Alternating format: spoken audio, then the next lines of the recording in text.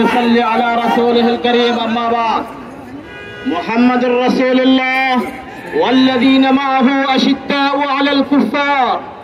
সম্মানিত উপস্থিতি আমরা জানি এই কাদিয়ানি গোষ্ঠী যেভাবে আমাদের উপরে হামলা মামলা করছে এই সাদিয়ানি গোষ্ঠী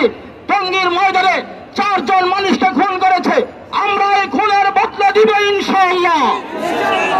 উপদেষ্টা মণ্ডলীর কাছে আমাদের আবেদন যে আপনারা 2-1 জনকে গ্রেফতার করে এদেশের লক্ষ কোটি মানুষকে দমাতে পারবেন না যে সকল লোকদের নামে মামলা হয়েছে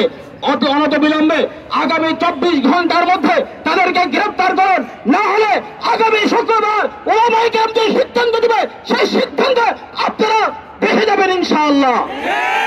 আমরা চাই এদেশে আলেম ওলামা সকল তৌহিদি জনতা একসাথে বসবাস করে তাবলীগের হুকুমকে আমরা এদেশের প্রত্যেকটা মানুষের ঘরে ঘরে পৌঁছে দিব দ্বীন ঈমানকে প্রতিষ্ঠা করব ওয়া আখিরু দাওয়ানা আলহামদুলিল্লাহি রাব্বিল আলামিন।